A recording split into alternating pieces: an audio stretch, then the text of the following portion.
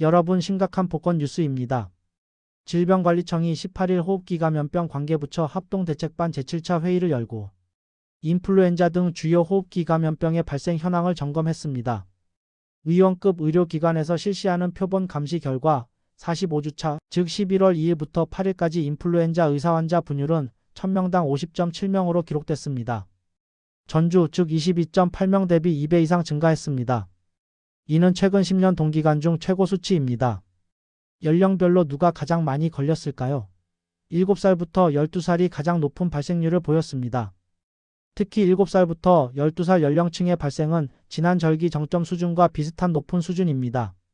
현재 유행 중인 바이러스는 주로 A형입니다.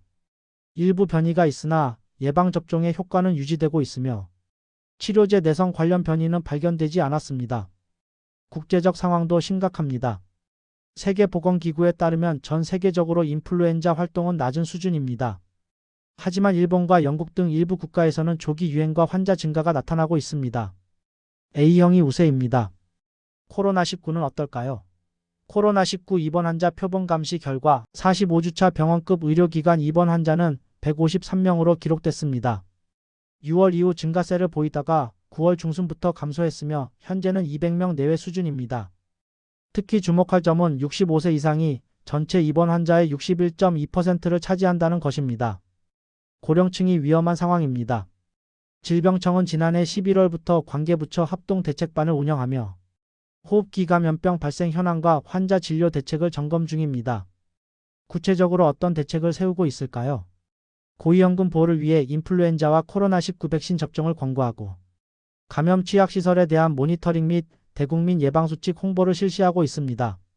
식품의약품안전처는 감기약, 해열진 통제 등 의약품 수급 현황을 관리하며 필요시 신속 대응할 계획입니다. 보건복지부는 응급실 인플루엔자 환자와 항바이러스제 수급 현황을 파악하고 있습니다. 교육부는 인플루엔자 관리 지침 배포 및 접종 사업 홍보, 학교 감염병 대응체계 점검과 예방수칙 안내를 강화하고 있습니다. 임승관 질병청장은 이렇게 당부했습니다.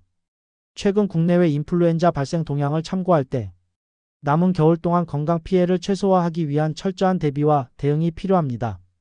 아직 예방접종을 하지 않은 65세 이상 어르신, 어린이, 임신부 등 고위험군은 예방접종에 적극 참여해달라. 호흡기 증상이 있을 경우 빠른 진료를 위해 의료기관을 방문해달라. 결국 상황은 이렇습니다. 인플루엔자가 10년 만에 최고 수치로 유행 중입니다. 소아와 청소년이 가장 심하게 영향을 받고 있습니다. 겨울이 아직 남아 있습니다. 여러분은 예방접종을 하셨나요?